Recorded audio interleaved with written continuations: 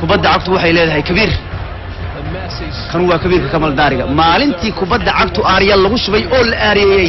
kii ugu fiicnaa waa ninka kanu gaaban taageerayaasha caalamka waxay leeyihiin maanta magac kaloon Messi caalamka kama jiro kuwana waxay leeyihiin adduunku hal nin baa soo mar waa Messi kuwana waxay leeyihiin greatest of all time kii ugu fiicnaa maalintii kamal daariga la aariyay alla goolkaas ama shaxi kara kolba waxaan raadinaynaa Messi isaga noo sharxaya si loo dhalanayo masaqara dadku kubadda cagtu way la walwaalanayaan oo ku wareerayaan si u gamayaan farman ku gamaynaa waa diglaynayaan leesma dhibayaba